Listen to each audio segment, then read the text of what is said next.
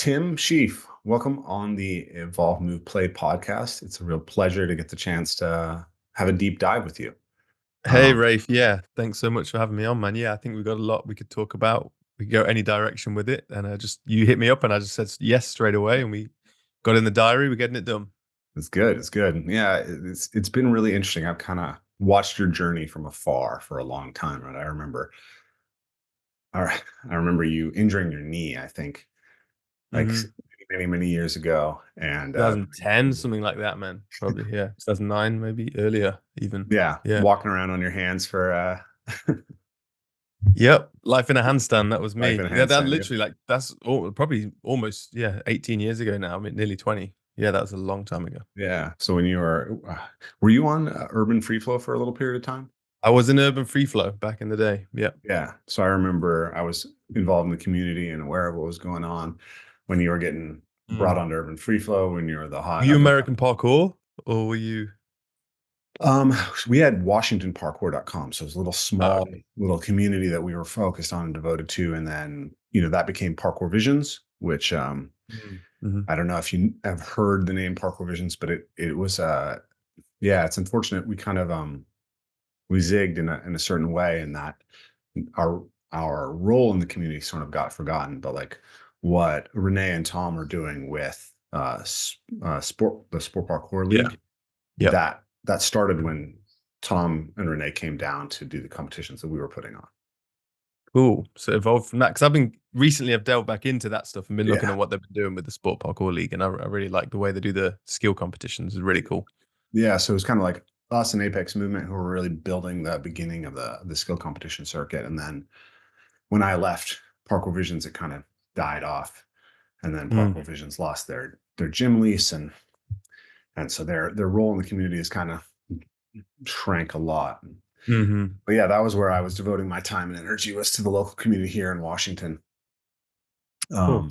Yeah, so that was, and then yeah, I was a little bit involved with American Parkour, but I never like was on the tribe or got super. Okay. Yeah, that was it, But the tribe. Yeah, yeah, but then you obviously we don't need to get into that on your pod, but you took it your direction with more yeah, the yeah. method When natural involved in type stuff. play, yeah, Yeah. and so it was interesting. I think, when did you kind of take a break from parkour? Because So yeah, I started parkour in 2005, I think, after Jump Britain, and then I had a break around 2000, probably 15, 16 was when I really started to step away. Yeah, okay, and yeah, I had so about yeah, so it's probably almost a long break. Yeah. yeah, yeah. So it was interesting for me because I started in 2005 as well over here in America, and then Mm. Hmm. kind of watched you rise up. So the first time we met in person was at American Ninja Warrior in 2011. Which would have been Vegas or It would have been trials. Santa Monica. Santa Monica trials. Wow. Okay. Yeah, Yeah. Yeah. yeah. And Cool. at that point, I think you just won the world, the Barclay Free Card running. free running But championship. yeah. Yeah. Yeah, Yeah, and with my US citizenship, they let me compete on the American one. And I think yeah, first year I didn't do well. I think no one really does too well the first year because there's a lot to take on yeah. board. But yeah, No, it's American funny. Ninja Warrior that was a fun period of American Ninja Warrior back then. I Yeah, think it it kind was. It was. It was that was my first time, my only time. I didn't really of feel the okay. need to go back, Yeah. it was funny for me because you were in the hot seat for the top 20 or the top 15. They took the top 15 to Japan that year. Hmm. Uh, you were on the hot seat when uh, I knocked you off the hot seat and You took you. made it through and knocked me out. That's Then I cool, got man. knocked out, but Okay, then you went it the was extra. a fun moment. Like, hey, I beat the world You free remember running that? champion. Wow. Yeah. Cool, man. Funny how well then we see how these paths cross, man. That's cool to Yeah, see. yeah, and then I think I don't know if you remember this, but in Vegas, I think you roomed with my buddy Justin Sweeney, who was one of my main students, who's a really good speed parkour athlete. Yeah, okay. Yeah. Vaguely remember. I'd have to see his face right now, but Yeah, yeah. he won a ton of the competitions, or podiumed on all the like competitions here when they were just getting started, before Cool. NAPC was well known. And then he's kind of gone Mhm. on, lived his life and done other things. So yeah, so that was so I kind of had met you, I was aware of you, had seen your content. And then when you started going into the long distance running, the barefoot running, the veganism, it Mhm. really resonated as kind of like this search for something, For um, sure.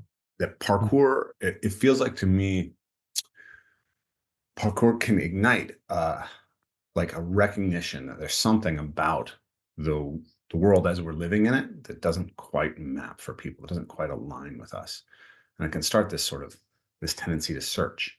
And so I saw Yeah, it's like the adventurous spirit that wants to like explore every boundary of whatever environment that is that may have originally been mountaineering and things and became city. Mhm. It's, it's became parkour basically. Yeah, Yeah. I mean, I had a background in gymnastics. Your background, I think, was breakdancing before parkour. exactly. Yeah. Yeah, yeah. So my background was martial arts and gymnastics, and I was actually trying to become a gymnastics coach for higher level athletes. I was being trained to teach the level sevens, eights, and nines, and tens, etc. Mhm. In gymnastics. That'd be the upper levels of the junior Olympic system for us. Mhm. And when I discovered parkour, and for me, parkour was kind of like it was like you took the fundamentals of gymnastics, like that, the capacity to really push yourself and to explore what the body is capable of, and then just revealed this deeper layer that it's not just like doing it in this one highly designed space and just doing more complex skills, but it's about a relationship to an environment that's around us all the time. Mm. That's so similar to what I felt when I went from breakdancing to parkour because it felt like it was like 3D breakdancing because Yeah. breakdancing is just on the floor, and then it was like, well, if I'm here, how do I get? I use the same proprioception and kinesthetic awareness to like throw something and still land on my feet over there. So yeah, similar development from breakdancing to parkour. Mhm.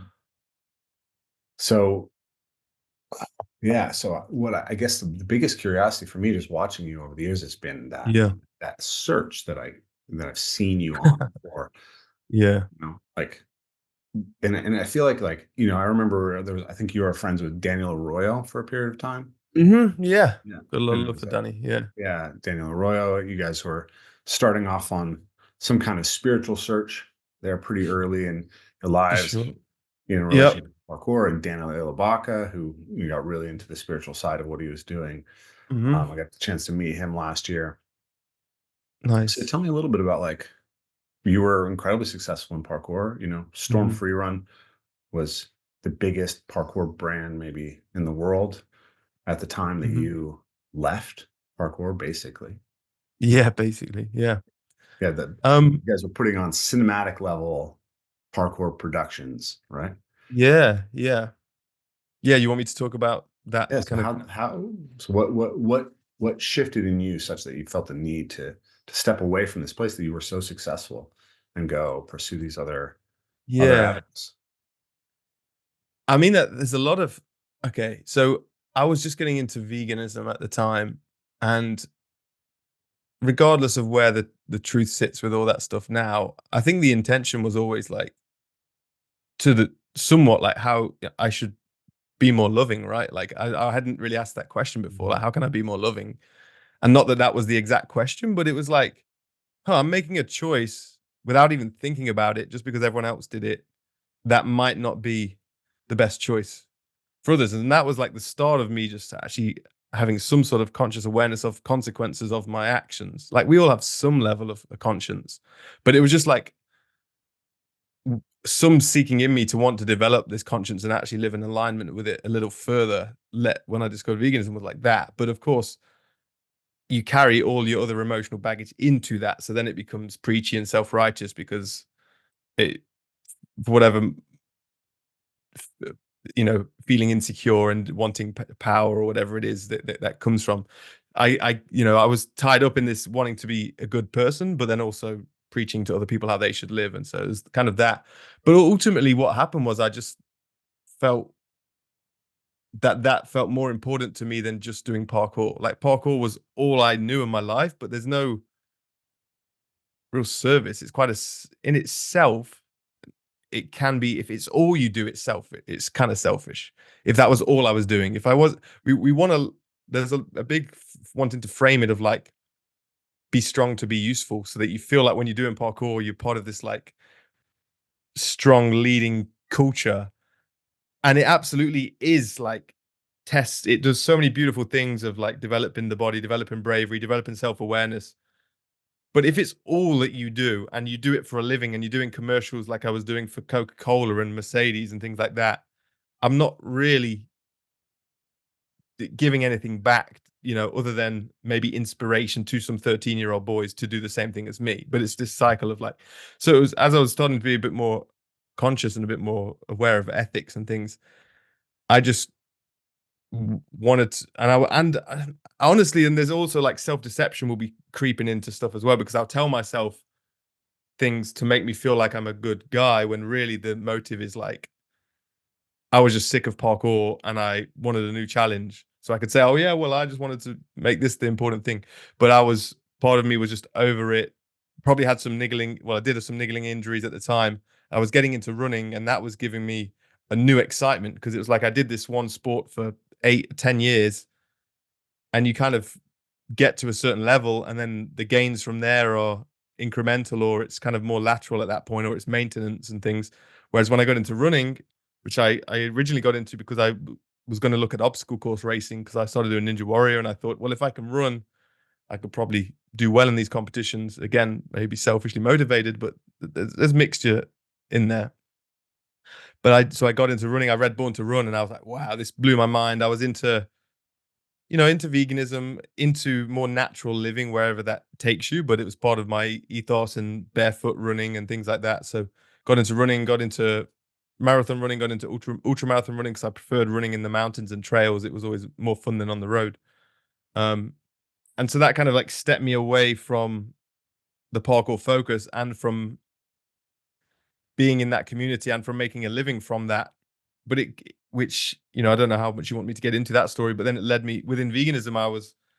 I'm just someone who always, like, when I'm into something, I want to put my life into that. And I think that's the way we should live. Right. And so I created a random t-shirt with the word vegan backwards on it. And Mhm.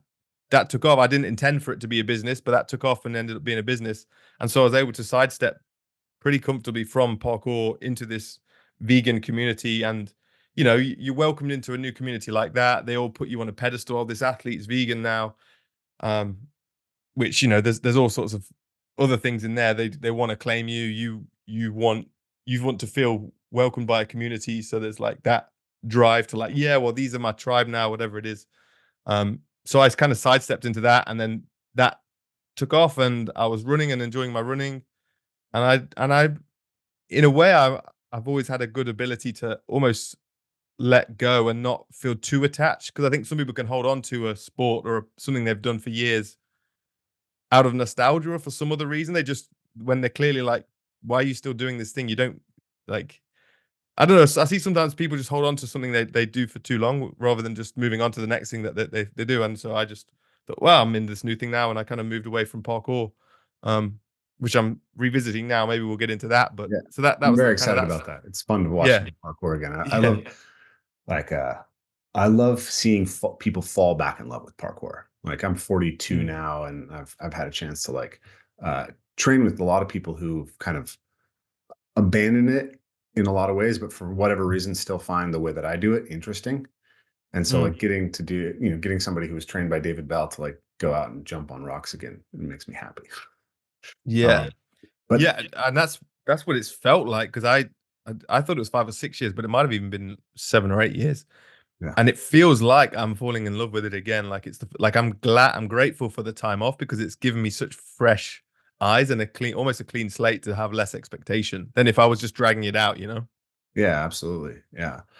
So I wanted to try to summarize a little bit of what you said, and Yeah. If pick you up want to dig into a any few, bits of it, yeah, feel a free few to key ask. themes that I thought were really interesting. You started by saying that kind of what started to motivate you to move away from parkour was a commitment to veganism, but that the commitment to veganism ultimately was rooted in this desire to be more loving in the world. Mm.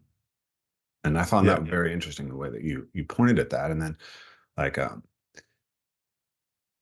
and then there was this contrast with you then checked yourself and said, yeah, but there's also this, like, self-deceptive story, right? Yeah. Part of it Yeah. is you're starting to run into injuries, and Yeah. you're you're just getting bored with it, right? Getting bored. Yeah. Mhm. And I've watched a lot of people in the parkour community kind of reach the top. Like Nate Weston, you may know Nate. Mhm. He was one of my students, and so Mhm. seeing him, I saw Joey Adrian, who's close to us here, and Yep. I think what happens a lot for parkour is that the rewards at the top aren't very commensurate with the effort that it takes to get to the top. Compared to any paralleled sport, like any, even skateboarding or Yeah. like everything else is skateboarding's like there, and then Mhm. you imagine golf pro or snowboarding pro or anything like that, the amount of money at that top level is so different, right? Yeah, and so it seems like the lifespan of elite parkour athletes is like 2 or 3 years because Mhm. it's just not worth it to push yourself that hard. Yeah, and yeah, and naturally the progression shifts, or Yeah. yeah, there's only so far you can go, and then you want a new challenge, right? We naturally want a new Yeah. challenge. And then the lifestyle, right? Like you got to experience probably more success in a lot of ways for being really at the top because you're able to leverage it for business opportunities. You're able to get into stunts, and like that's kind of dried up a lot for athletes. Like you were right when stuntmen didn't know how to do parkour yet. That was when you were coming up. Yeah, and I personally didn't. I did one movie, and it was the most boring 2 weeks of my life. It was Harry Potter, and it was like on my resume, people always go, it's on Wikipedia. So people would say, you were in Harry Potter. I was like, it was the worst 2 weeks of my life. Like, and I didn't want to do any stunts on movies again. So I was more like the odd commercial once or twice a month. I'd do something, Yeah. get paid or decent enough money to survive off, and then get to play the rest of the time. But that is even, yeah, compared to then, there were more companies, parkour was still new. There was more money getting put into live shows and things. And now I think it really is dried up. And they say the only thing you could even monetize is the shoes, right? And even then, there's no real. There's a couple of shoe brands, but there's compared to a skateboard company where they could just bang out a piece of wood. It's like it's a tough slog to be a professional free runner, man. Yeah. But you were able to experience some of that minor celebrity I level was, yeah, yeah, definitely and within the um community, and Ninja Warrior helped as well. You know, that kind of yeah. bit. But that, everyone, as young people, a lot of times we're super attracted to the idea of taking on that lifestyle. It's very glamorous and exciting, but often it's kind of not that satisfying or even, quite draining No. character. And that's the other thing that I heard. Like when when Justin trained with you or Justin stayed with you in Las Vegas, he came back and I was like telling me a little bit about like you're pretty much a party animal at that stage of your life. Yeah, I don't think I was never like crazy, but I was smoking a lot of weed, and Yeah. I would have been drinking. Not I'm never a crazy drinker, but if there's a party at these events, I definitely would let go. Yeah, Yeah. yeah. And so I just, kind of like reading through the lines and I was listening to your apology for denouncing veganism. And Hmm. so like the way you're talking Hmm. about it, my curiosity was like how much the lifestyle that came that was so glamorous of like running, the most prestigious parkour YouTube channel at the time, Yeah. being in these competitions, being around celebrities, being in that like sounds like maybe that actually didn't satisfy the itch that you were Oh, really. it's just not fulfilling. No, it's not fulfilling to the soul, right? I think that we're wired, however it's come about, to be fulfilled by things, and yet what we're fed by society to chase, and what appeals to what they call it, the lower senses or whatever it is not something that the soul can take nourishment from in the long term, and which isn't, there's no service in it. I think that's one of the most important things I'm still working towards now. But yeah, it's not fulfilling, but it gives you the quick term dopamine and ego boost, and whatever it is that comes with that. But there's a limited time spent on that, and it's not satisfying. Yeah. So, but that in a way, like reaching the peak of something like that and realizing it's not satisfying, that can be quite disillusioning, right? So it makes sense that the quest for something that's actually meaningful becomes that much more Yeah. intense. Yeah, yeah, I get. And so just I was I remember the most depressed I ever was, like, and I was depressed, and I still occasionally have bouts. I understand it a lot more now. But I remember, like, I just won the world championships in London, the Red Bull Automotion, and I just did I went to Italy and did a world record show, and got the world record on TV there for some jumping on bars. And I remember being in my hotel room and just feeling so fucking depressed. And like, I remember I was watching the Breaking Bad, like as it was coming out, Mhm. and I never finished that show because I was just like, why the fuck am I watching? This is so like, I was depressed and that was gloomy as well. And I was just like, um, but I just remember that, yeah, I was like at the peak of everything and doing these things that society would tell you, like, you got a world record, you won the world championship. And I just was so empty inside. And so, yeah, it skipped, it just fast forward. It's what they call it, speed run. It's like speed running, speed running life of like, Mm. well, this is the thing society wants me. Well, I've gone to the end of that, and it's, I tell you guys, it's a dead end road. But I think everyone has to do that for themselves. But of course, not everyone's wired, or damage may be a harsh word, but like this, what is in me that even wanted that notoriety and there's something in me that wants to feel special, like, and that will come from feeling not special from a child, as a child, from the way my mum never said I love you or whatever it was. I can't fully identify at the moment, but there's something in me that wants to feel special, and so that led me down that path to like thinking that it would be satisfied, and it never ever was. Which then, like, which was to your point. Sorry, we'll get to that. Is that then you get this, I don't, did you use the word extreme or just like this drastic searching from that comes, right? Yeah. Yeah. Like the way that you dove into veganism, and then when I, Mm.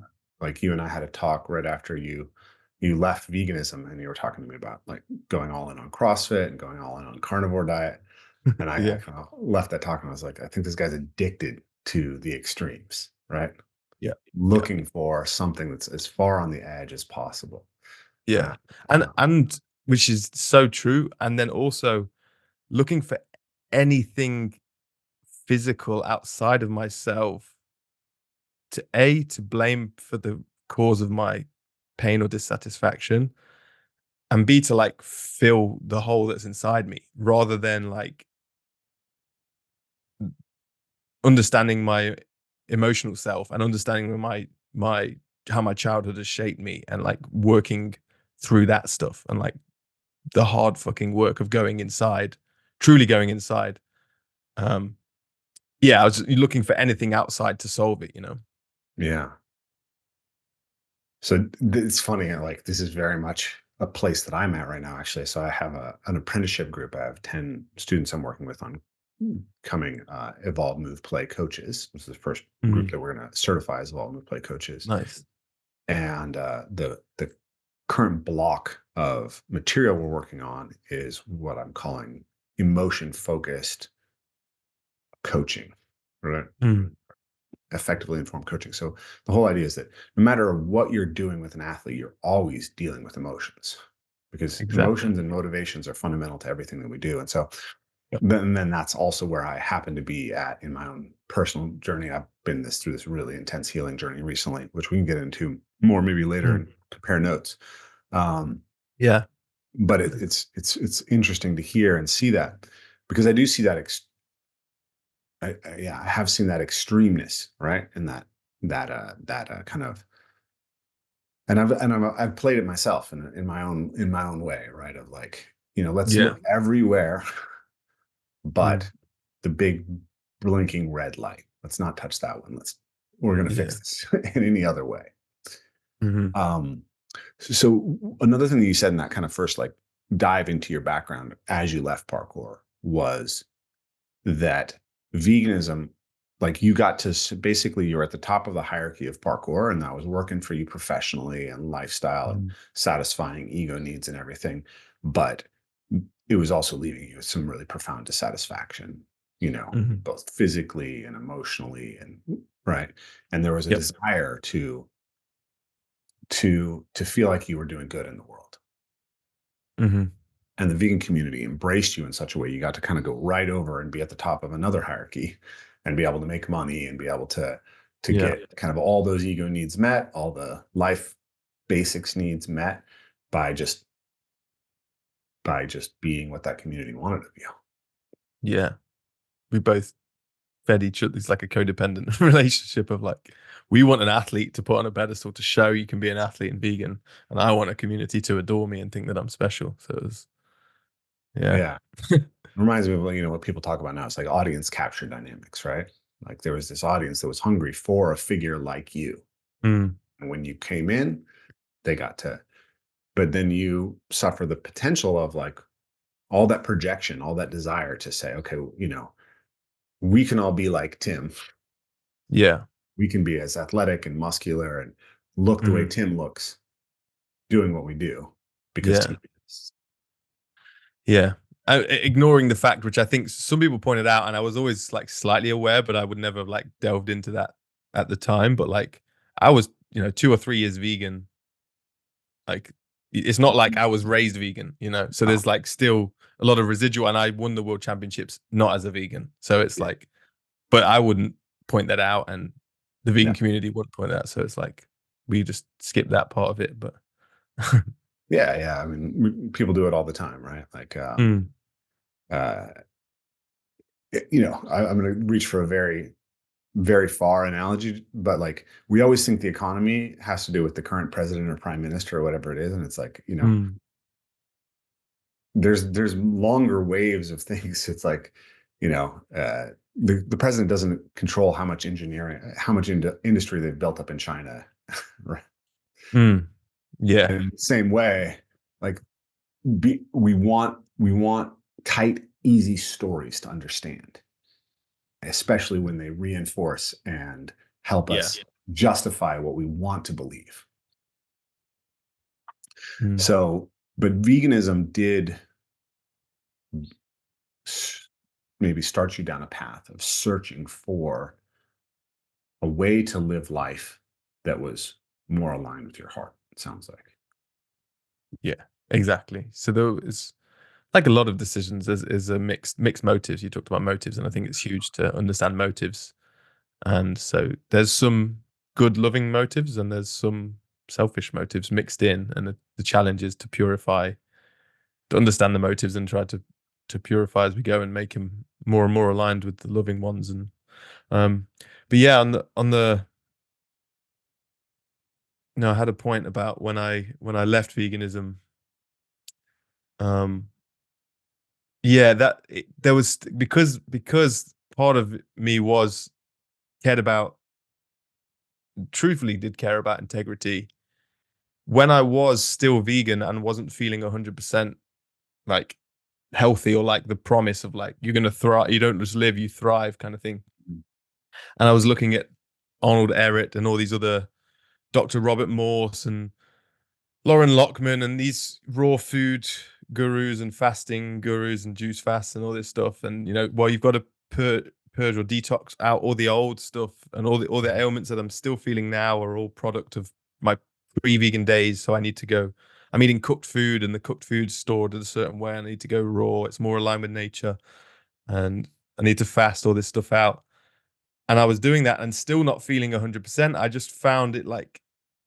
I found it tough to go on YouTube and just be like, yeah, I feel amazing, and you're gonna feel amazing. Everyone should go vegan because you'll just feel amazing. Like after a few years, I wasn't feeling amazing, and I felt like I had to be honest about that, and so I started to be honest. I was still vegan at the time, but I started to be honest about that stuff. And I think I looked around and I'm like, if I'm not feeling this, and maybe there was some projection on my part, but also just recognizing that I think a lot of other people were either were vegan and being dishonest about how healthy they felt. Yeah.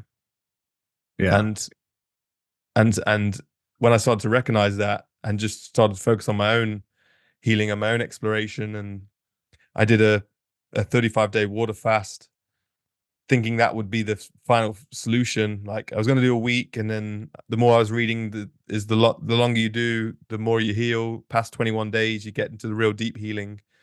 Don't need to get into the science of that, but there's a lot of people still getting into fasting now, and fasting has got great times and benefits for it. But as an extremist, I went to the extreme again. Came out of that thinking I'd feel better than ever, and I did feel good for a few weeks, and my like gait and my posture changed and all this stuff. But slowly, after a few weeks, the ailments came back and everything else kind of came back. So I think the changes happened because of the inflammation was completely gone, but I had no energy while I was fasting, especially towards the end. And then all the inflammation came back in, and ailments came back, and I was like, fuck, like I just feel exactly the same as before. I thought this was going to change my life. Um, and so then I questioned the diet and ate fish and eggs. And as some may know the story, those that may not, I had a wet dream that night. And for me, that was like something changed. And I can't even say like that's a clear sign that things are better, but it's a sign of something happened, right? Um, I took it as to mean something's better at the time. And so I was like, well, that's me done. And so I had to then be honest about that with the vegan community. And then that caused a stir as well. Yeah. On the way. Because then that whole fake, it wasn't the foundations of the relationship was fake, but Mm. from both sides, right? Yeah. Because they put me on a pedestal but didn't know me. And then when I'm not acting the way that's in alignment with how they want me to be, it's not real. Because if love is unconditional, that was conditioned that I was vegan, or it's conditional that I spread vegan there. So Mhm. it just showed, exposed both sides of it of like, well, I was vegan to a point and they love me because I agreed with their beliefs, but it's not love. It was like addiction or whatever. They loved a persona that you occupied, Yeah. Yeah. you Till know, I didn't. Yeah. until you didn't. Yeah, and that feels like a betrayal for people. Yeah. Yeah. But yeah, I So mean, I can understand why they were upset. And I don't, yeah. I can get it. It makes total sense to me. But yeah, I had to be honest and do what my experiments led me to believe I had to do, you know? yeah, that moment of having the wet dream, um, Mm. right? Like if we think about it from a scientific perspective, we can't say that that is a clear sign that this thing is healthier than the other thing or whatever. But symbolically, it's incredibly powerful, It was right? powerful. Yeah, like Yeah. And I'm not symbolically someone who that. has many wet dreams. I'm not like, I'd had like two or three in my life, something Yeah, like that. Maybe two in my yeah, life. So it was like a that's big for you me, know, yeah. that's like it looks like a signal from the universe. Hey, you want some vitality back in your life? You want Mm. some virility back? Yeah. Keep doing what you're doing, right? That's how I took it. Yeah. Yeah. So that experience of being, the golden boy of this community, and then being, you know, obviously becoming a pariah, how did that affect you? Like what started to happen in your life, in the aftermath of that? Um, I mean, honestly, overall, it was quite freeing in a way because once again, I was in the community at the top of a community with Yeah. expectations on me, and so in many ways, it was freeing. I was just really grateful to feel healthier again because I was getting like I was going to yoga and getting injuries from stretching and torn muscles from doing that, and I suddenly felt I could recover again from training, and I got into CrossFit and stuff. So I was like buzzing from that. The hard part was with my business. I had three of the people that were at that point shareholders with me and running the business together, and they were all vegan. And Hmm. it was cool. We were called Ethics without the I, Yeah. and my intention was like, okay, how about we just sell it's quality, high quality, like organic cotton, Hmm. low key stylish. I was like, let's just drop all the vegan because there was like two sides to the brand. There was like this vegan slogan t-shirts, and then there was just like the lifestyle embroidered branded stuff without the vegan message. And I was like, let's just focus on that side of it and let go of that. And they were like, that's not going to work. And they were probably right. So basically, I had to step out of the business, and they got people to buy my shares. And so I had some money for the next chapter of my life to invest in, and I was free from a clothing business when really at that I was coming to a point in my heart as well where I was like, I don't like like we weren't fast fashion, but we had to make new clothing and come up with new stuff. And part of me was like, how ethical really is it? Like the most ethical clothing is secondhand clothing, not new clothing. Hmm. Um, and so I was getting to a point where like that's not really who Tim Shieff is. Like I'm a movement guy, and I'd like Yeah. this was a fun chapter, but when I stepped away from that, I was like back on the movement again, and that's what I wanted to do and invest my kind of life and time into once my body was feeling better again. But yeah, there was times in that where I was getting attacked online, and it felt, because I do really believe there's like in a law of attraction, right? Like we're attracting things into our life that like it feels to me that there's a truth to that. Coincidence, like there's no coincidence type thing. Not to get woo woo, but I do really feel that we're attracting specific things for Tim, for me. And it was interesting when I was fasting, my mum was really trying to control me, or like she was worried about me, but trying to make me agree to end my fast and all this stuff. And I'd agreed to end the fast at one point with, and then I'd realized I was only doing it for her and not for myself. I didn't want to end it at that point. And so I carried on, and it was like a weird challenging of my mother's role as a mother, because I don't see her loads, but I see her occasionally, and she was projecting her fear onto me about what I was doing, and I was receiving that. And then I was like, no, I'm gonna end when I want to end, and this is not for her, this is for me. And then anyway, it was just this weird. Then the global dynamic of people was then attacking me, almost the same feeling of the micro of my mother's feeling was like this macro feeling I was attracting, you know. So it's just Yeah. a weird like parallel that I observed at the time that I've got a bit more clarity on now, but not total clarity. But it's just interesting how things manifest in small and big ways that are the same feeling was kind of there in me that I was fighting, I guess. Yeah. So what I heard in that, or kind of paraphrasing back, is a sense Yeah. of y- so I presume that your mother was worried about your health, right? Mm. I Yeah. watched some of your videos when you were doing your 35-day fast. Like I understand why your mom would be anxious about what was Yeah. going on. That was When I pretty see the extreme. pictures now, I was like, yeah, I could see why. Yeah. Yeah. But maybe for you, it was a sense of um, her story was more important to her than understanding your story. Yeah, exactly. Where she thinks her motivations are from love, actually, it was her fear of her own discomfort that made her want to control me, Yeah. not actually from compassion. Yeah, there wasn't. Yeah, Yeah. and I Control her own anxiety. her own anxiety, and I knew I felt fine until I didn't, and then I stopped fasting. Like I think there's a clear difference between fasting and starvation, and I felt like I didn't feel like I was starving, and then day 36 woke up, did not feel good, ate some food. Like Yeah. there was a shift. And but no one knows that until they feel it themselves. Mhm. No one who's just from the mainstream who not even looked at fasting or anything is going to have any idea of what that is. They just see this person getting skinnier and skinnier and think what's happening. And then B, I'm not. I was so not scared of death. Like I don't think death is the end anyway. But I Mhm. just wasn't afraid of that either, and that's fine. And that's my journey. That's no one else's choice or right to project onto me about that. You know, it's my decision. But I just felt huge, and this is the emotion that was coming up from her and from the vegan community, is a complete lack of trust, and therefore wanting to control me because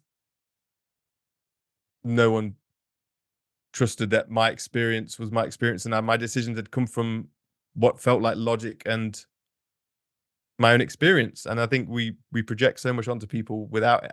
Like when someone's going to do a parkour jump and someone's, or they're balancing on a railing high up, and someone's like, yes, that's so dangerous, you're going to kill yourself. And it's like, Yeah. that people are projecting that if they were up there, that might happen, but they don't know how confident you feel and fine you are in that environment. So that was the kind of feeling that was there for me, was like, no one trusts me, you know, and that's what I've not fully dealt with yet. But that was what was there. Yeah. It's almost more than that they don't trust you, would be my guess, because it Mm. was also that this is something I've been just dealing with in my own, my marriage, right? Is Yep. my response to my wife's emotions, right? I have had to notice that there's a way in which I was responding to her expressions of anxiety by trying to rationalize them away, to suppress them, because Got you. to, Mm. I didn't want to be bothered by her feelings, basically. Yeah. Yeah. Yeah. And And so, rationalizing feelings that doesn't work. It's not, No, no, no, it definitely doesn't work. as you know, but we still try, don't we? Yeah.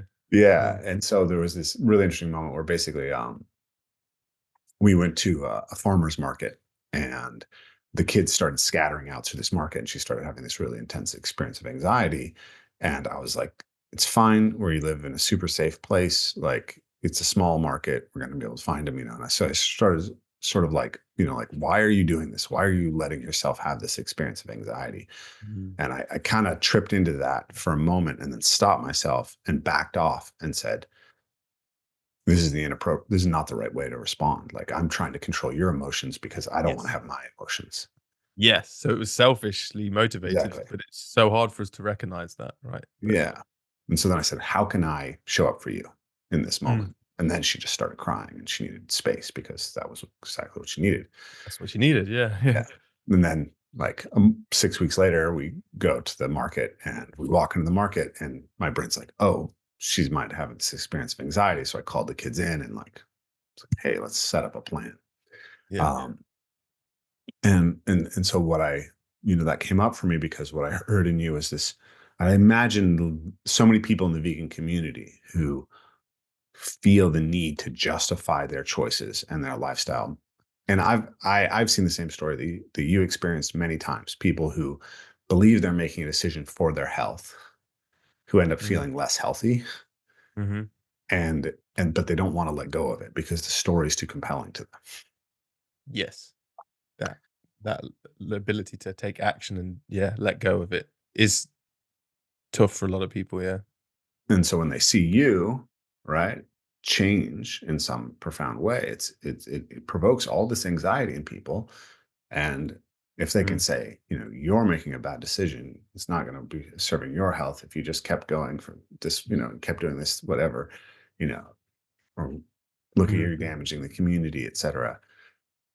That's a way to try to control their own emotions by trying to push you in a specific I direction. can control. Yeah. Yeah. Exactly. That is literally what it is. Yeah. Yeah. And imagine, that's quite a lot to experience, coming from such a large group of people. Mm. Yeah. I don't think I've fully processed it. I kind of dug my heels in, to be honest. Um, quite arrogantly. I didn't I like kind of I don't know if I'd want to experience it again, but like wish I could understand now, like what you just shared there. If I could have this kind of emotional understanding at the time, I might have dealt with it differently. But I I I just dug my heels in and was like, nope, this is it. This is how it is, and went on national TV denouncing veganism and all and all sorts of things. Um, Yeah. yeah, I've not fully processed it, but it doesn't feel like it's there, but I think there probably is. I've just buried it. Mm. So, Mm. well, I think it sounds like you're in the process of beginning to build the skills and understandings to do the processing work. Yeah, yeah, that's it. I'm like looking at it, and I've I see a therapist occasionally and stuff, but I've got a pretty big block to a lot of my emotions that like just makes me like my I never, not to put blame because it's my job to deal with, but I never saw any of my parents. I never saw my dad cry. Never saw my mum really cry. Never. So like it was never. I guess it was never safe. Really, after a certain age, it's not safe for most of us to, especially males, to express emotions like in our households, and so then that creates this like inbuilt fear, or I think it's in our soul or wherever it is that's like there. Even though I'm in my own house on my own, I could cry. Like, dad's not going to come in the door and say, "I'm going to give you something to cry about." Mhm. But in me is still that I think there's still that block to like a lot of things. And I've definitely had some amazing moments when I have had good cries, and it's been like the most cathartic thing like ever. Beyond like everyone's chasing healing remedies and magic potions and Reiki and all this stuff, but they're like actually like experiencing those heavy emotions is the biggest thing that's ever changed me as an adult. So I'm like seeking more of that but also fighting that as well at the same time. Because it comes up, you're like, no, not now, not now. I don't want to feel that now, kind of thing, you know. It's like, Yeah. but that's yeah. There's a beautiful song you could check out. It's by a guy named Mick Flannery. It's called "I've Got a Darkness." Yeah, I'll check it. I'll save it to Spotify now. Yeah. Music's been the biggest helper for me, actually. Music has been the best. The chorus of the song is "Let me Yeah. feel what I feel. Let me feel it Mm-hmm. now. Be it good or Mm-hmm. evil. Let it all come out. Mm. So Mm-hmm. my tired mama, she may rest in peace, and my unborn children may grow up free." Wow. Uh, yeah, Mm. that one. That came came to me at a That very helps. Has that helped you? As you like? yeah, yeah. Ooh, I guess we're talking about emotions, so maybe I'll be a little self-revelatory here. I haven't talked about this on this podcast yet fully, but Yeah. I uh just, it's, I'm yeah. here for you. Um yeah. Uh If you want to, of yeah, course. Yeah. yeah. Sorry. I'm just trying to feel it, feel into it. But Mm. it just feels, feels like might be useful. Yeah. My wife, I mentioned earlier, she asked for a separation at the beginning of the year. Mm. And and in digging into, what made her feel so uncomfortable and scared and dissatisfied in the relationship, I had to confront the fact that I'd been sexually abused in my early teens. And Mm. I knew that, like, it wasn't that I had suppressed it or anything. It was just that I had this really strong belief that that it just didn't affect me that much. That, like, for whatever reason, it's traumatic for most Mm. people, but I was fine. Yeah. Right. I was fine. Yeah. You know. Yeah.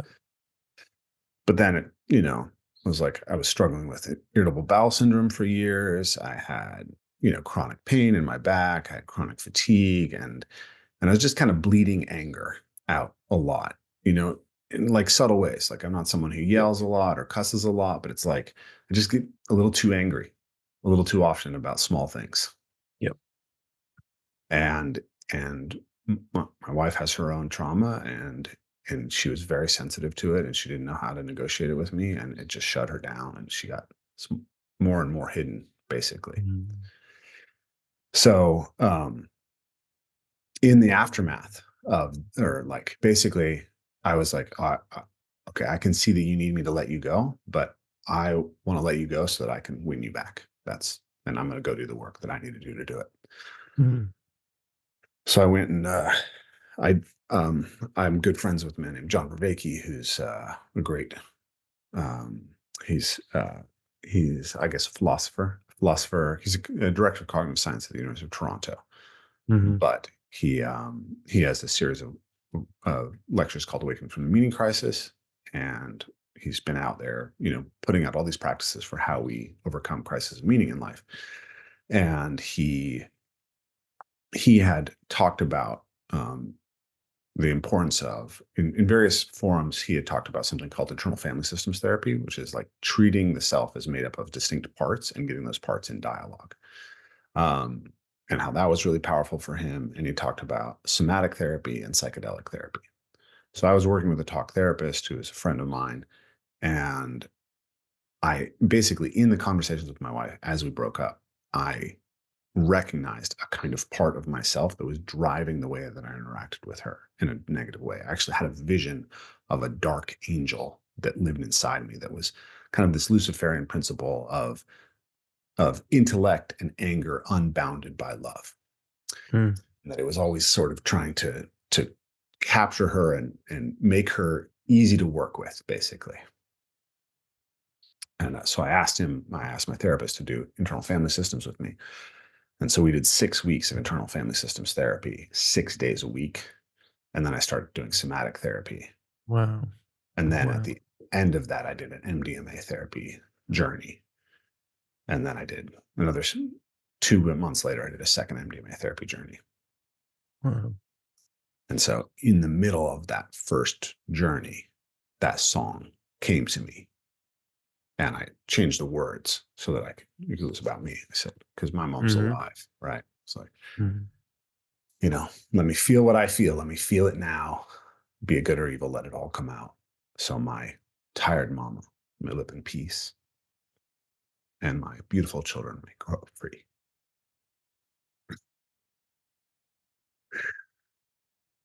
Mhm. Wow. So I'm Yeah. learning a lot about emotions right Right. now, too. I can tell, brother. Yeah.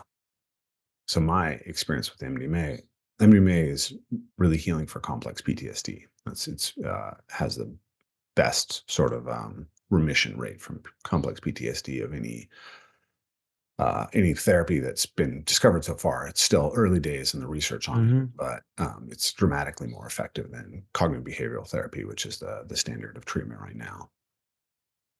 Um, and usually people just kind of sit and they're able to look at their own emotions and feel them. They're able to look at they're able to have a lot of self compassion. I think is the primary thing. So you can Yeah. walk through experiences and look through them and be loving to yourself in them. But about 3% of people who do MDMA therapy experience tremors. Mhm. So your body starts, it's yeah, so you tremor. Some people just shake, Like So my, TRE. I get that with exactly. mushrooms sometimes. Yeah, My but just let the body just starts doing it by itself. Yeah. exactly. Interesting. Yeah. So, Mm. yeah, it's like trauma releasing therapy. Yeah. Yeah. Trauma releasing exercises. So Yeah. we do this work with Evolve Move Play. We do shaking practices, and they're great. Mm. And I've felt really good experiences from them. But I went into this MDMA experience, and my therapist had had this really intense tremoring experience, and he told me about it. And then so my therapist got me in touch with the psychedelic therapist. She sent me Tucker Max's experience of like his trip report of his MDMA experience, and and he had the tremors, right? So I kind of was prepared that this could happen. But apparently, I had the most intense tremors either of them had ever seen. Like I basically shook and screamed for like 4 hours. Mm. And like it Wow. was like an exorcism. Like my whole body Yeah. freaking out. Mm. I wore my Fitbit during my trip, Okay. and my Fitbit recorded 6 miles of running. Lying down, swinging your arms for 6 miles. And kicking my feet and just Kicking. right. Mm. But it was scary, but I think Well, it the has to be to, yeah. but Not, it's nothing's I happening if you're not a bit afraid, I think. Yeah. like for the first hour I wasn't sure if anything was really happening, and then it really just caught me like a wave. And I came Mm. out of the first one, I was like, oh shit, right? Like, and then I was going up and down on these waves. Um, but I really think that parkour helped me because I'd done one psychedelic trip before that. I'd always avoided these things. Mm. Um, and I felt like I had so much capacity for faith in my body's ability to handle things because of parkour and ability to face fear, that I could just let it happen. And it was exactly what my body needed. It was every reaction of fear and shame and rage and disgust that my body had suppressed in the expression of my sexual abuse, just Mm. happening. It was all the suppressed stuff just poured out. So kind of Wow. jagged on our podcast talking about the history of your life, but I No, thought, man, I'm right here for it, man, because I yeah, can see so many parallels. But it's great to hear. Well, really sorry for what you've gone through, brother. But I'm glad to hear you found something that's really seems to be the right place for where the healing yeah, needs to come from. And just on the shaking, and like you said, they had the faith in the body. That was what I was going to say. I wonder if that, when you said only 3% of people do it, I think that comes down to ability to let go and have faith in the body. I think everyone probably, like, their body wants to tremor, yeah, but not everyone's like can relax and just let the body. I can't. That's what it felt like for me when my body does that. I'll be around other people and then they don't experience it at all, and I'm like, I feel like I've just relaxed and let the body do what it wants, and it's yeah. shaking. And so maybe that's, like you said, yeah, you just have faith in your body that it knows what it's doing. Really interesting. So you've had the tremoring experiences with psilocybin. Yeah, but I I would be really curious actually, because I don't do I did a period of mushrooms years back. I did them once this year for the first time in about 2 or 3 years. Um, in the ceremony, and it wasn't a crazy dose, but it was good enough. And I was tremoring so it felt so satisfying. And afterwards my body felt so relaxed. And it was like Mhm. one of the main points was like that my hamstrings were like tremoring, and they're something that seems to store and get quite tight. And so it felt like they felt really like it was the tremoring helped them to relax. But I think what I'd be really curious with the MDMA, because I with mushrooms, I don't feel like I really feel like I felt loved and supported. Like I felt like there were spirits or something with me, around me, like, and showing me things. But it wasn't like if I had to get into my childhood trauma, I don't think mushrooms would help me do that. So I'd be Mhm. really curious if, as you say, and other people are doing it, the difference with MDMA and psilocybin for the childhood stuff. Because Yeah. I would be down to explore some assistance, something like MDMA. And I've heard there was one guy I listened to from the UK who was a victim of satanic ritual abuse when he was a child, and he talked a lot about doing like lots of MDMA therapy, and he had video recordings of his sessions on YouTube, and his body was going through the same experiences of when the sexual abuse was happening. His body was kind of contorting into those same positions, and he was like emotionally experiencing what he almost suppressed at the time. So he was releasing it, but his body was contorting with the MDMA, and that was seemed like a part of the process that like we need to allow the body to do what it's doing while the emotions are doing what they're doing, kind of thing. So yeah, I wonder the different. Have you heard anything or spoke to anyone who's done both and can discern the difference of? Yeah. So I did psilocybin last August. So Mhm. So um, since the MDMA or before the MDMA? this is before the MDMA. Before the And that MDMA, was the yeah. first experience of a psychedelic, and that was my dad was a huge believer in LSD and psilocybin, and And did that is I that what was made you take so long because you were like, exactly, yeah. yeah, My dad, I felt extremely disconnected from reality and ungrounded in ways that yeah, like were really like not okay with me, and his spiritual quest didn't really result in ethical behavior. And so I was like, oh, that's great, dad, you believe you're one with the universe, but like, show up for your family. yeah. Love is the proof, is the Yeah. evidence, right? If they're a loving person, and if they yeah, Yeah, and he was in his way, I think he was I think he never broke through to truly dealing with his own pain. I think a lot of yeah, people, I think there's a way you can take spirituality and psychedelics and start seeing things. You kind of go to that perspective up above, but then you don't actually deal with what's down inside. yeah, exactly. The heart changes. You get the intellectual perspective, but the heart doesn't change. Like I Yes. think that's happens a lot. Yeah. So um, in any event, he died last year. He died on the first day of Return to the Source, which is our big week-long summer ceremony, and or summer event. And we hold it on the land that on his land. So Wow. I was with him. Was it expected, or it was Yeah, we knew he was going to die of cancer soon, but he died of a okay? heart attack. Uh, Okay. Wow. Downstream of the effects of cancer, Mhm. literally on the first day of my event. So I had shown up early before my students arrived so that I could go try to get him to eat something and do some rehab exercises because he'd broken his leg. Um, and he started having a heart attack about an hour before the students were supposed to, or 30 minutes before the students were supposed to arrive. The ambulance and the buses with the students and then passed each other on the way. Wow. So I had a lot of friends in the movement community and who had talked to me about really profound experiences with psilocybin.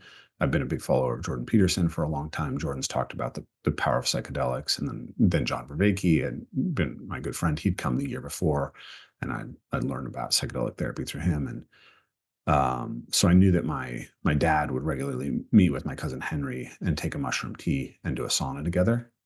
And so as Mhm. soon as he passed, I had the sense of like, okay, there was some conversations I didn't get to finish with him right before he died.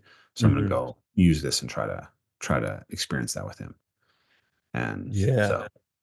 so I did, but my experience was it was interesting. I kind of expected to go in and grieve and cry a lot, and that's not what Yeah. happened. I actually laughed like intensely for Yeah. most of it, and I spent the whole time just telling stories about my dad. He was a very colorful and charismatic character, so Mm. but it really helped me Still love is, I'm him. sure. Yeah, yeah, it really helped me love him better, Mm. which was really Oh, sweet. nice. Yeah. Um, so that was my experience with it. But Mm. what they say about MDMA is it's an empathogen. It increases our capacity for empathy. Mm. And so, like, in some sense, for me, it was like, if I could allow myself to, maybe we could frame it like this or think about it like this. By allowing myself to have empathy for my own experiences, I made space for the emotion to actually Yeah, arise and come out. totally. That makes total sense. Yeah. The Yeah. self-compassion was there. Yeah. Wow. And yeah, I think, I don't know. I get the feeling that like that sounds like something that might be of use to you. Oh, for sure. Yeah, I think there's a lot of self-judgment and shame. Just for, yeah, like I think it's so crazy. Like you think, oh, I had a normal childhood, but like what to a baby, like what imprints on us Yeah. is,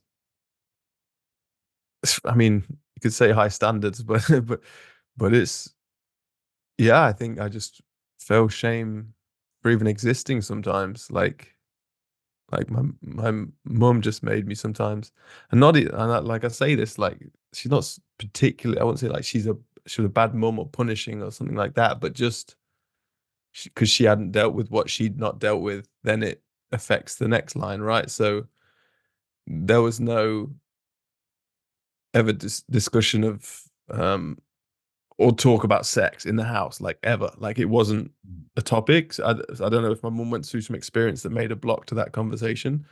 Um, which then manifests two ways in the children, right? I've got two sisters, and I think both my other sisters end up very sexually repressed, and they're somewhat overweight, which can be a defense mechanism so that no one finds them sexually attractive, right? And then I kind of went the other way where I was more sexual deviant, and which was one of my, I guess, regrets within veganism. I was able to use that position in that community and to be very promiscuous, Mhm. and out of this lack of understanding of I don't know, the beauty of sexuality and how it should be honored and respected, and just abuse it because there was no guidance around it at all. Um, and you can get into like understanding of psychology, becoming the surrogate husband. I was the only male child in my family, so where my dad wasn't there for my mum emotionally because he was adopted, so his mother chose to give him up. So he's got huge issues to do with women where he's not emotional. So my mum's not getting emotional support from him. So then what happens in families is they demand it from the opposite gender child. So I become the surrogate husband, and Mhm. we call it, what's this, covert incest, I think they call it, where Mhm. it's not sexual incest, but it's emotional incest, where she demands from me I be the perfect man that where my father isn't. She projects that onto me, that, and when I'm not that, then I'm a bad human. I'm a bad boy. I'm a bad person, right? And so there's that, I think, for me to work through of like just not like that I'm inherently bad, right? That's something that I need to work through because I don't think any child is inherently bad. I really believe that it's all through nurture when it comes to like naughty behavior or being an unloving person or whatever. It's like it's all from either mirroring what we've seen as a child, or it's from acting out from what we were, you know, feeling controlled. So we want to act out to not feel controlled, and just not being able to go to a parent, like I just felt terrified of my mum all the time. I think from a certain age, from maybe 8 onwards, I was just terrified because that's when you start to explore other things, and that's what makes you a bad. You start to become bad, right, in the parent's eyes, Mhm. and rather than the parent understanding why is my child doing this, like it's like no, like there's no, because of their own discomforts. It's just a huge they use anger to control the child, right? And then fear. I think I got beaten, I'd say only once, but to a child, it's once. Because they don't know what to, because I didn't want to wear a shirt. I ripped the buttons off a shirt, and then my dad spanked me one time. And it's like, you think you, like you said with your own experience, like you think that that stuff doesn't stay with you, but as you get older and are still trying to understand yourself more and more, you realize how much this stuff actually is. We still carry with us in every interaction. Like in every interaction I have with a woman is the imprint of my mum trying to control me. So therefore I'm on edge with other women. Therefore I only want sex, and because anything else would be too risky for my heart to open up, that kind of thing. So yeah, it's just crazy to look at to look at this stuff, and start to recognize that and it's like it's relieving in a sense, because I feel like I've got much more clarity on then this desperation, which we started the conversation, that I was, desperately seeking, diving into veganism and wanting accolades and stuff. So there's clarity, but there's also a lot of it feels like a big come down at the moment. It's like it's a big come down, but the truth is much better to know, and at least we know, at least I'm starting to know my starting point in life and why I've not been satisfied, and what work I need to continue doing and start to do. Yeah. Thank you for sharing your story. So what I heard there Yeah, was, your mom maybe has trauma you don't understand. for Your sure. dad has a trauma that's very clear, right? He lost his natal family.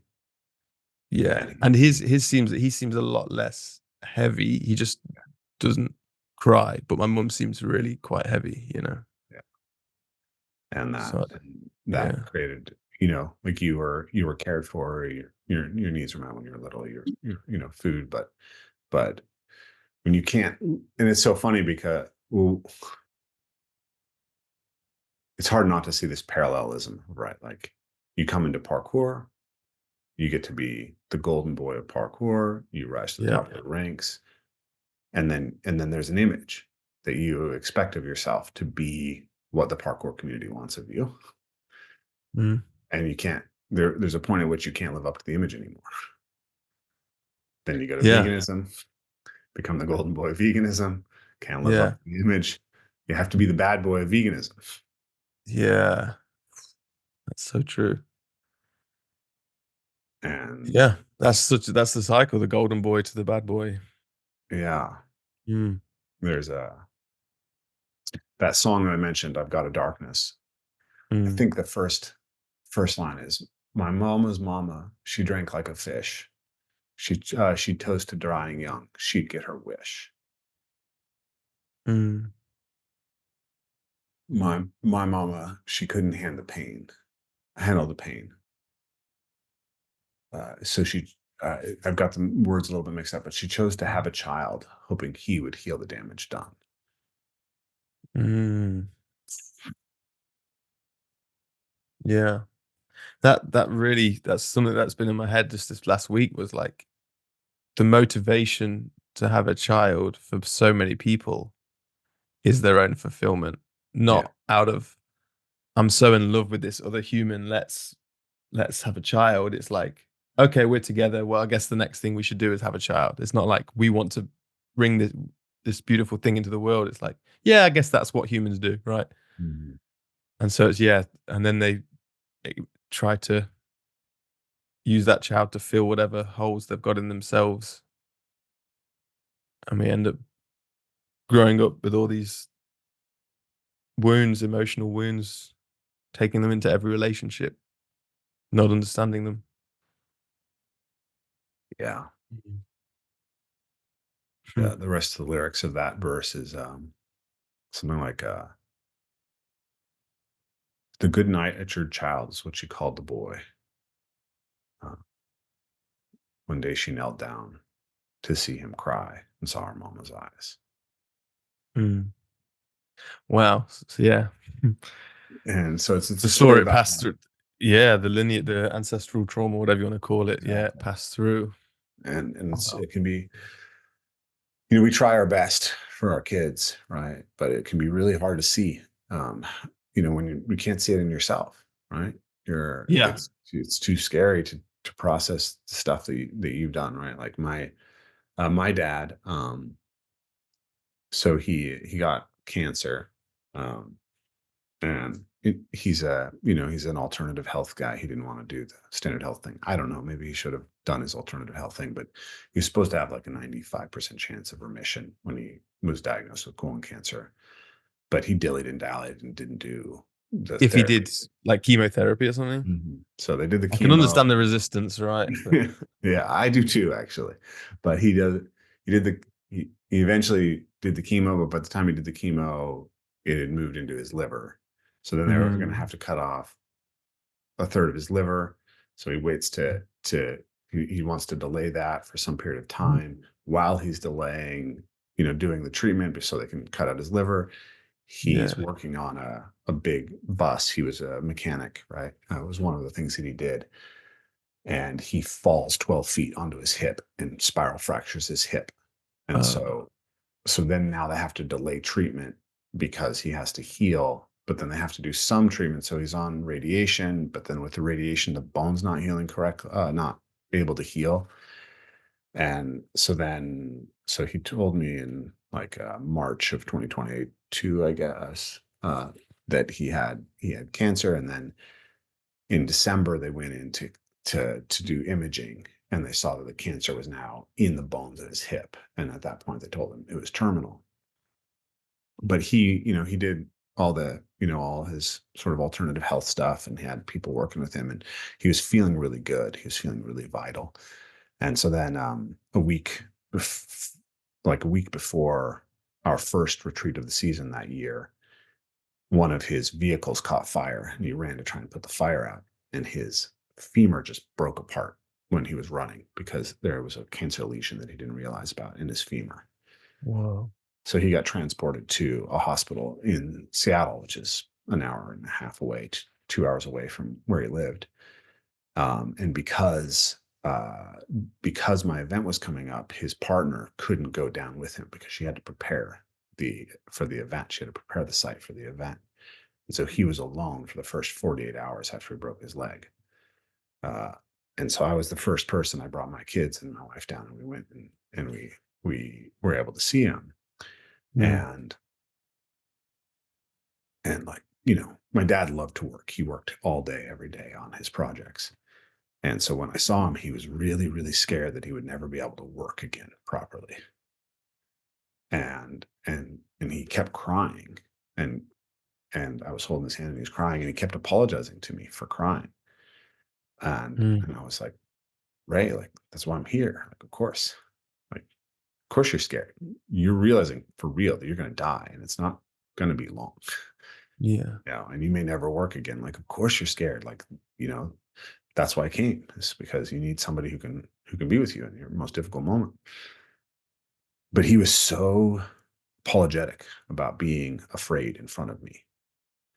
And when I walked away, I just had this like this intense sense that my dad had never felt like it was okay to feel the depth of his own pain and grief and to Mm. share it with other people. And Mm. that had The blocked him from whole. being able to empathize with other people, because if he couldn't be real to his own pain, then he couldn't be real to other people's pain. So my dad Mm. was an interesting character because he seemed very narcissistic, but he was also very self-aware. If you told him, hey, you fucked up like this, he would be Yeah. like, sure, I did. He You'd just own couldn't it. Yeah. about it. Yeah. He couldn't change himself. Yeah. And I realized he couldn't change himself because he couldn't allow himself to actually feel the You full feel. emotional Yeah. impact of what he did. Yeah. that's the only thing that really changes it, I think, to Yeah. change our nature in our hearts. Wow.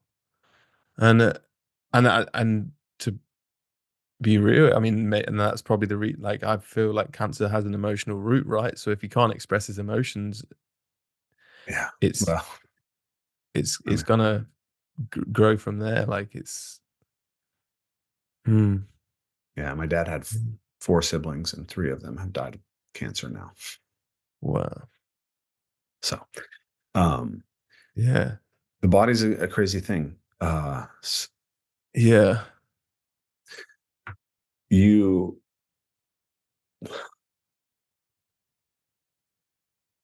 Sorry, it's gotten It's to all such a right, bro. deep Take your place time, man. Yeah, emotionally. no, Like I had a narrative and a flow that we were going to go to and exploring your journey, and it kind of feels like wow. it doesn't feel right to try to redirect to that. No, we can stay. The Yeah, we can take our time with it. There's yeah. no, and this is the kind of space I think we need for emotions, right? I don't think we can rush and stay in our heads if we want to Mhm. let things come up. Yeah. Mhm. So I guess my curiosity then is you've you're one of the best parkour athletes in the world. You got all of this fame and notoriety and potential for that. You moved into veganism. You got to be the golden child of veganism because of your athleticism.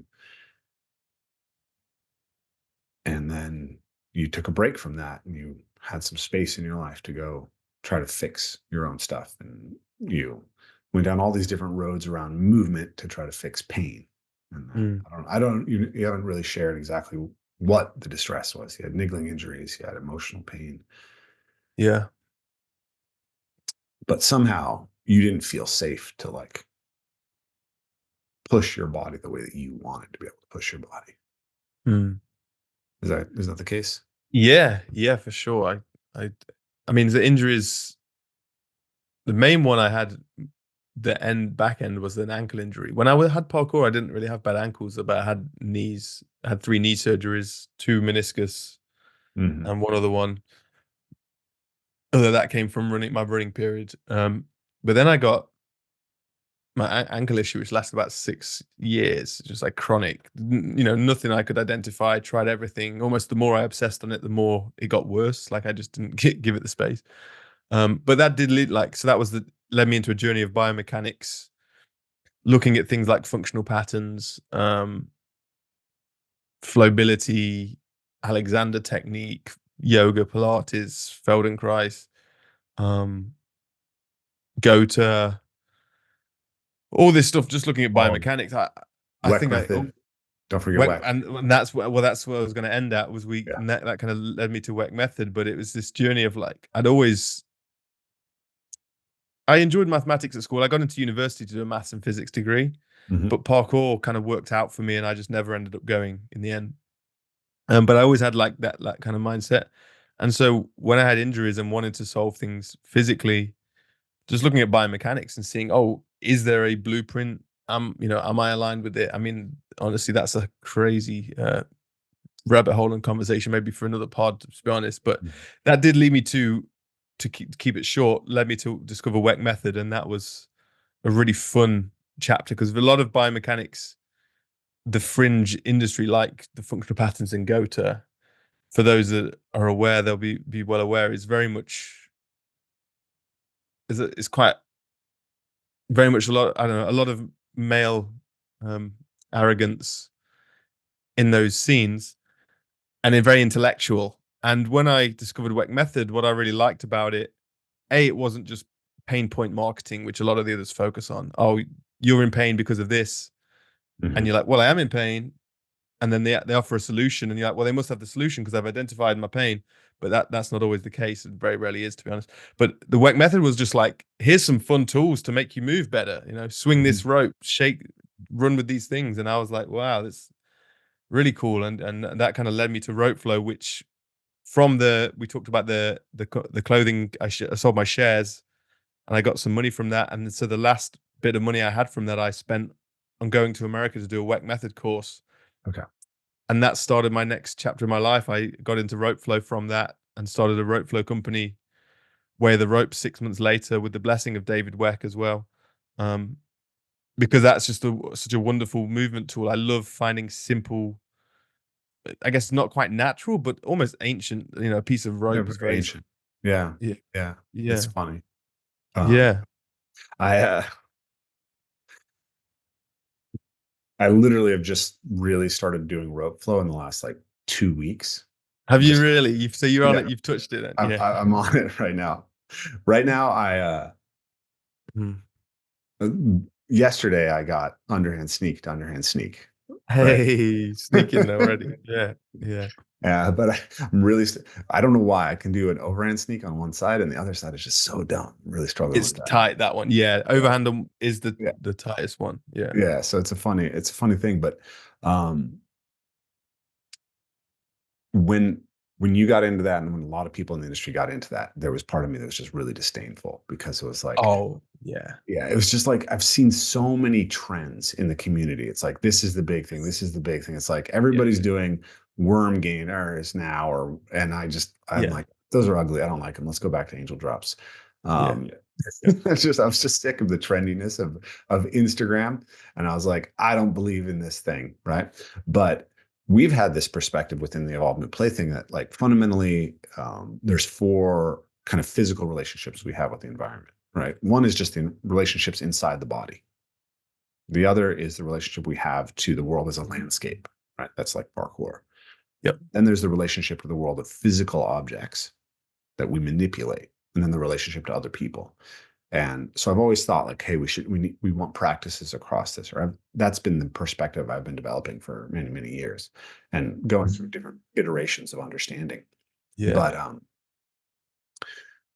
but if you think about the physical toys that are part of the play of every culture, um, my friend Aaron Kendrick has this nice phrase from it. It's the rod, the rope, and the rock. The rod, the Yeah. rope, and the rock. So there's Yeah. I those like three the things. Weck says stick, stones, and ropes, but rod, Sticks, you got the alliteration on the R's there. Yeah. I like yeah, that. stick, Rod, stones, and rope, and ropes. rock. Yeah. Yeah. Exactly, and that's basically what we play with. Um, and so you know, I've done. I really like the fighting monkey practice ball. I've done a lot of stuff with that, and that's a Mm. rope variation, basically. So yeah. So Ben Metter, who's a mutual Mhm. friend of ours, one of my Yep. students, he came to Return to the Source last year and taught the rope flow. Okay. And so I had the ropes, and he left. He made a bunch of ropes for us and left them in my garage. And I had a back pain episode recently, Mm. and I just couldn't do my normal stuff. I couldn't really jump. So I picked up the rope and I started messing with it. And I was like, oh, my back starts feeling better. And Yeah. so now it's been great because I've been I've been getting more energy. I was doing so much emotional work that I was just tired all the time. I was like, Yeah. I I go to get that. somatic Yeah. therapy and take a nap. It's like my desire to move is increasing, but I got a lot of work to catch up on, so I don't have a lot of time to go do Yeah. find cool trees to train in. So it's like I just go in my backyard and I play with my mace and the rope and a little kettlebell and the hangboard and do that for 15 minutes, and it feels great. Do that a few times a day. That's awesome, man. Man, I totally get the disdain for rope flow. I feel like on that, because when I went to do Weck method, I was interested in the pulses that David has to Yeah, run with. I saw rope, but I was like, whatever. But when I actually experienced it, that was like one of the biggest aha. You get these few aha moments in your life, and that was yeah, one of the biggest ones I had. Was like, wow, like it's teaching me to shift from hmm foot to foot, like this infinity pattern, and it's just yeah, the rabbit hole from that, and the ties of like, yeah, just the beautiful design that's within us of this infinity pattern, and like how that's perpetual motion, that's efficiency, right? And that's like we're not just these robotic stiff swinging the arms kind of. yeah. There's nuance, and everything kind of has, yeah. So that was just, it's amazing. And then when I haven't seen like Edo pick it up yet. I feel like he probably has this similar like, no, that's just another fad, whatever. Mhm. But it's like it is a unique tool. Like there's nothing like having a handle in each hand, a connection in the middle, so that Yeah, there's a circuit through the arms and through the rope, and I'm going to dodge around it. And there's just a set number of ways that I can move. And the way it teaches to shift and move and balance and coordination and the timing of both hands like have to be exactly in sync, otherwise it's going to hit you. Like it's just there is nothing like it. And so I get the resistance in the beginning when you see it. Is it a toy? Is it some flow toy that like hippies do with set it on Yeah. fire or something? But when you experience it, and like what you experience with your back, and for me with the ankle injury, I wasn't really into skipping or anything anyway, but I was able to stand and shift weight and the ankle was okay. So while I was injured, it gave me something to play with. Hmm. And it was such a fun exploration. And like I say, I like the mathematics. I like brain training. I love brain puzzles and logic puzzles. And it's a logic puzzle you solve with your body, right? You Hmm. can drag and roll, but can you turn the wrist in? So, okay, at what moment does the wrist turn in order for this to work? Oh, it flows perfectly. Oh, it's happening. It's like the shoulders are having to work in unison. So, yeah, it just ticks so many boxes for me. And I've tried to like share it and teach it to people and talk about it online, but there's just most people until they just need the experience of it. They need a reason to pick it up, like you had. Oh, what shall I do? My back's hurting. Well, I can do this. And then the light. Did you have the light bulb kind of go off with it? Kind of. Oh wow, this is what it Yeah. is. I think I have a kind of a, I had a, I had a pre, I had a pre-built category system that was ready to just slot it in as like, oh, okay. We, the other thing we do is so the set of daily practices, we do shaking and Yeah. swinging the body, like really building the elasticity in the body through swinging and getting Yep. up and getting down. And it's like, well, a mace or a kettlebell is a way to practice swinging patterns, and the rope is a way of building swinging into the body, right? It's Mm. swinging the arms around. Yep. And it's Yep. rhythm and this feeling that what I liked about it, I would watch tutorials on patterns, but I'd skip all of the tutorial part and just watch the pattern and then go try to Yeah. do it because I didn't want to think about it. I wanted to like fail and Mm. feel and get to the point where I feel the pattern because I mean it doesn't matter. It doesn't matter if I'm good at these things or not at this stage, right? Like No, at the not at point all. the point Mm.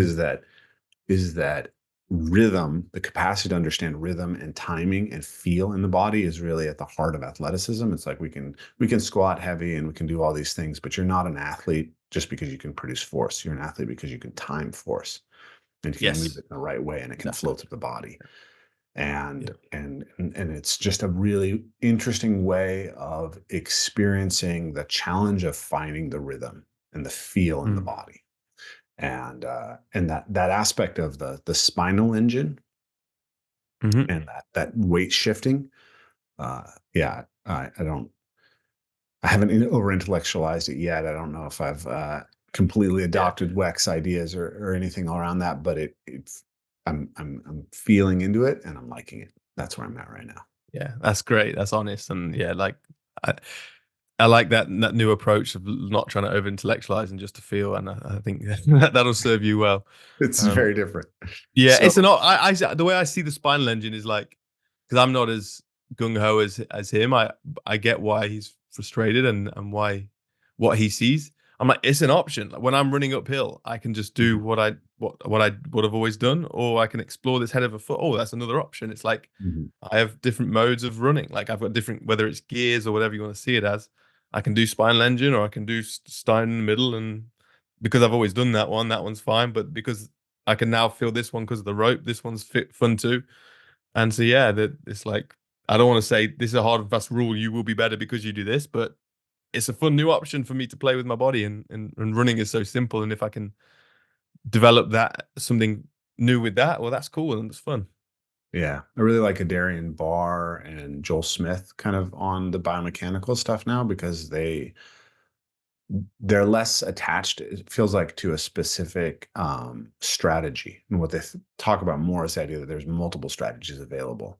Mm, So, you get like Adarian and David Weck worked a lot together in the past. And uh, that they have similar models around, like how the relationship of the foot and the spine and the mm, prime movers and everything work.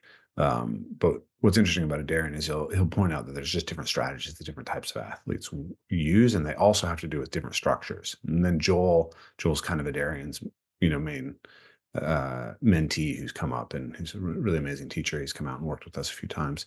But like if an athlete has, like, you have very retroverted hips, I believe. So your knees naturally bow out a little bit. So you have Yeah. access to a lot of external rotation, and you don't have probably access to as much I internal don't have rotation. much internal. No. Yeah. And so you have a specific set of strategies that can make you really explosive. Mm. But then there's certain things that are harder for you that aren't going to come easily. You wouldn't be a good hockey goalie. Um, Mm. No, definitely not. right. Yeah. No. And And yeah. I have a more anteverted hip structure. My knees knock in a little bit more. They're closer to neutral, but that's my structure. And so, like, I'm going to spend more time on the inside of my foot than you are, and I'm going to have to utilize that kind of stretch response of the plantar fascia more. Whereas you're Mm. going to be able to utilize your hips in a different way than I am. And so the optimal movement pattern for us is not actually the same. And so then you can look at how an athlete strategizes. I was watching, I think it's the American sprinter Kenny Bednarik. I know. So Yep. Kung very, Fu very Kenny with the kung fu headband. Kenny. Yeah, Yep. beautiful, beautiful mover. His head Yeah. barely moves side to side when he sprints, Yeah. right? Like Yeah. he's like on a line. It's like, well, Yeah. this guy runs a 9.8. Is Yeah. is this going to change him that much, or is it like I wouldn't change at that point. But then you what watch, works for his body? do you know Fan Boulet? Joseph Fan Yeah, yeah. Boulet? Big So time. he, Big time. Oh yeah, he is boom, boom, absolutely loaded foot on and he foot. comes charging through Oh, like it's a crazy train to at the end. watch. Yeah, it's Yeah. so So he beautiful. is like, when I watch him, I'm like, well, he's still like accelerating at the end almost, like coming past them. But yeah, Yeah. so there's just two examples there. There's another one, Stephen Gardner, I think, who's the 400-meter world champion, and his feet are like that. Like Mhm. he's full Wota, but he's the world Yeah, champion, you know? I know. Yeah, I know. I was watching. I'm as part of the next section of the apprenticeship I'm doing is on the morals of coaching. And so I'm going back and sort of like looking at all my failures as a coach, Mm. which have a lot to do with insufficient humility about Yeah. not respecting the variability of the human body and how little we know. And so I was looking back at a video I did on how to accelerate for parkour athletes back in 2012 at Parkour Visions. And I'm like, your feet have to be straight ahead, right? And you're trying to get your body to be like a straight line pressed against the ground at 45 degrees. And it's like, oh my God, this is not how the body works at all. Is like, go watch some elite sprinters take off. Their backs are rounded, their feet are turned out, they're using Yeah. rotational dynamics. And it's like, oh, Yeah. And it's head over foot. That's one of the other things. Head over yeah, foot is yeah. on During acceleration. acceleration, big Yeah. time for sure. Big time. Yeah. Um, Yeah. That's it. And that's why I find like the more I see someone claim to be an expert, the more I think they've not gone through that phase yet. Because the more I've learned, the more I'm like, it was a cliche phrase from years ago, the more you know, the more you don't know, but it's just gets mhm. more and more true. And it's like there are less and less experts than I ever thought there were on earth about anything, to be honest. Yeah, one of my favorite concepts to kind of carry around is this idea of well, yeah, my teaching, the way I think about movement is really rooted in what's called the ecological dynamics approach, which is this idea that we're an ecological system and a dynamical system. And dynamical systems are systems basically that have too many parameters to be understood algorithmically. You can't perfectly solve them. Yeah. So the classic example is the game of chess, right? In a game of chess, there's an average of, I think, 64 moves with 30 legal moves per turn, which works out to like 30 to the 64 potential pathways through a game of chess, which is something along the same, it's close to the order of magnitudes of the number of electrons in the universe. Okay. Hmm. So there's no algorithmic way to solve the game of chess. From the start, not until you Yeah. get deeper into, yeah. Yeah, you can't solve it algorithmically. You can solve it. You have to solve it heuristically, and then it's about a battle of heuristics. Yeah. But it's the same thing with the body, right? The body has so many degrees of freedom and so much motor abundance that the idea that we have a perfect mechanical model that applies to every single individual in every type of athletic activity is absurd. Mm, And when we start to respect the inherent capacity of the system underneath the mind to solve, uh, it completely changes the way that we approach mm. um, how we solve these problems. T- Totally. And I mean, and then there's that, just to add another layer on top for me, is like when we look at how repressed emotions affect the body, and how like I really can feel sometimes when I'm sobbing, like there's a big knot in my stomach. Mhm. That I feel like I'm not able to, like, that's whether that's muscle, fascia, whatever it is. I think I can't access that like in day to day. And if I think if I was able to fully express that emotion, it would release and soften, and then I might have internal hip rotation at that point or something. So it's Mhm. like the body. I really see it as like what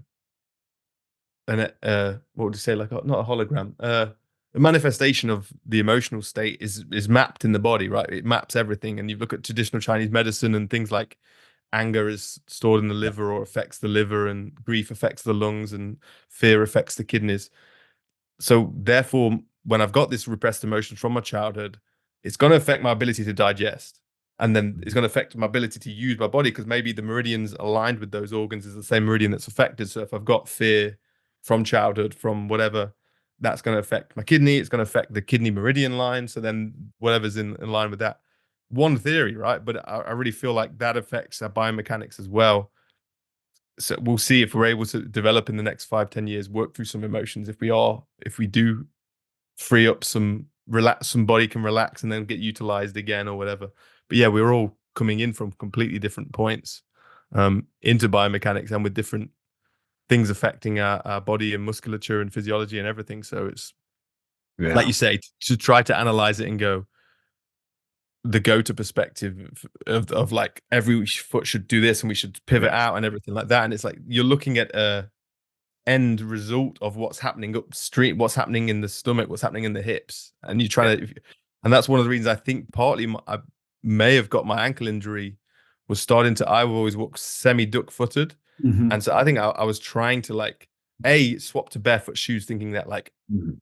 Vivos and whatever's the solution. B, manually bringing my feet Yep. in Yep. without, well, there's a reason my body finds tension here. It feels Mhm. safe here, and I'm fighting that, creating slack here. And then when I'm walking, that's getting jarred, and it's stressing it out. And so it's like, yeah, the almost like my intellect tried to, I actually made myself go backwards by trying to intellectualize the biomechanics and change it just through control of my body rather than like the internal systems kind of thing. Absolutely. I think I had the exact same experience, in Mm. 2009, 10, 11, when I was like absorbing all the ideas around, this is the right way to structure your body. I was injured all the time. Mm. When I started to like just give my body some grace of like, you know what? I don't have to look Yeah. perfect to just enjoy moving the way that my body's Mm. moving. And you know, I think Dunning people, Kruger, full on Dunning Kruger, I think we could. yeah, oh yeah, for sure. Yeah. Um, So I believe a lot in epistemic humility right now, right? It's like we gotta start with a recognition of how difficult it is to know anything like really deeply, truly.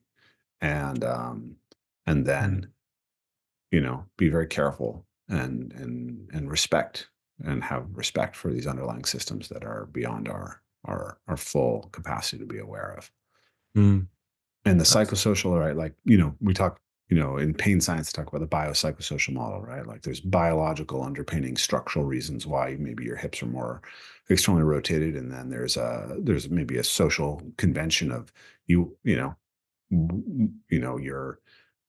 maybe you swagger because you're playing a role in a persona that Yeah, has been absolutely. has Yeah. been, has been rewarding for you. You've been rewarded for whatever Mm. reason for stepping into this specific persona that people expect, Mhm.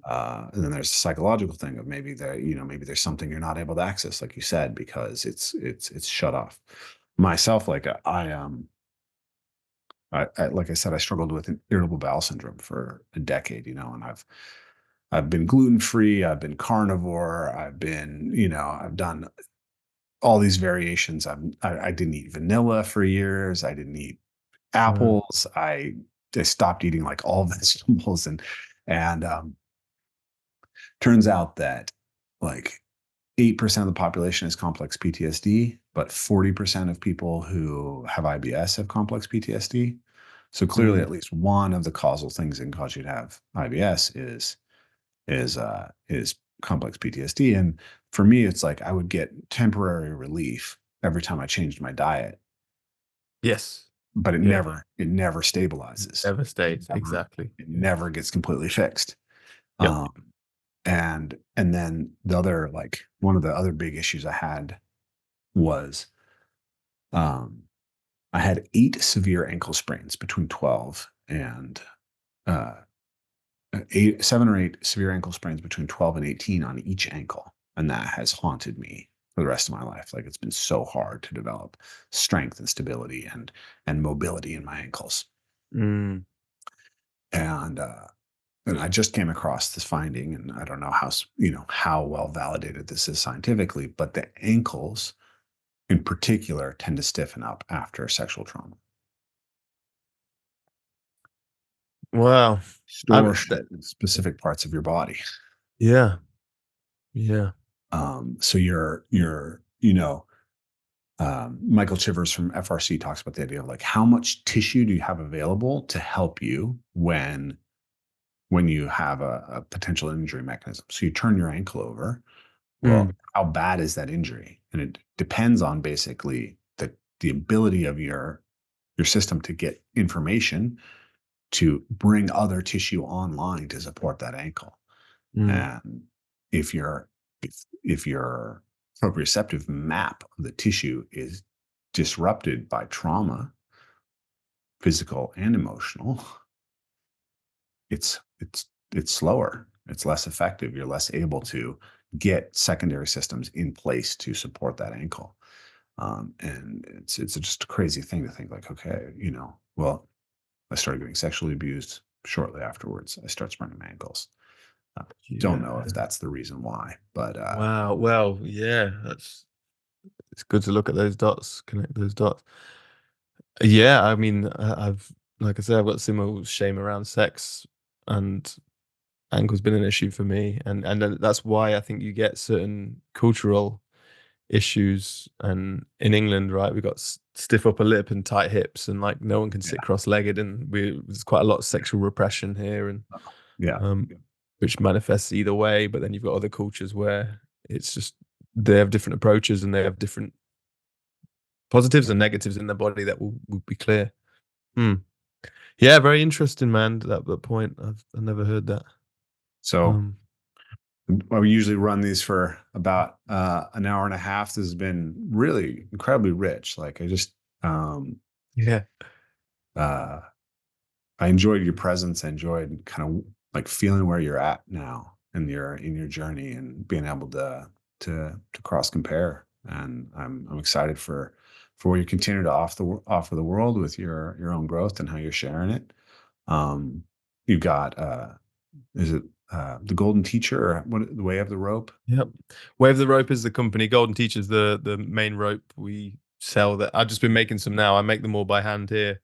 But yeah, if anyone was interested in getting into rope flow, if there's one takeaway, oh, the emotional stuff's the bigger takeaway. But if they wanted to explore rope flow, that's my main thing is weartherope.com and at Yeah, Wear the Rope on Instagram. And I got loads of stuff on YouTube for free people can check out as well. You can make yeah. your rope yourself at home, but if you wanted one of ours. You also did a retreat recently, which was beautiful. It reminded me of a lot of things that we Mm. we offer, and I was excited to see you kind of Yeah. bringing those things together. Are you going to be offering any more of that out into the Got world one soon? more. I do one a year at the moment in the Lake District, which is the most beautiful part of England in my eyes. Mhm. Yeah, Um, but mine's is in August this year, it's sold out. But there's going to be one again next year. But yeah, if you just, I guess, check out weartherope.com, there's stuff on there, or the Wear the Rope Instagram, or the YouTube. But yeah, next time you're in London, you were there with Toby okay. Seeger and Tim Champion, I think, and people came out. So next time you're over, I'll have to Yeah, make the trip down. yeah. If Let's you have let's you make got any plans to be back next year. I'm not going to make it next this year? year, but I definitely want to come next year. Cool. I want to get the Storer boys out in the trees. Yeah, You owe me a tree jump session. I You do, spent it man. lecturing me on veganism instead of jumping with me. I remember that was the time we met up. Yeah, yeah, yeah. Sorry So let's about do that. it. We'll do it, and let's stay in touch. And yeah, thank you for your time, Tim. Thank you, man. Like you said, this was incredibly rich. Didn't know what to expect. Didn't talk much beforehand, but yeah, got more out of it than I think either of us fathomed. But Yeah. really appreciate your time, brother, and keep doing what you're doing, man. And thanks for everyone that listens. Really appreciate everyone listening. Thank you, Tim. Have a good day. Bye. Thanks, brother.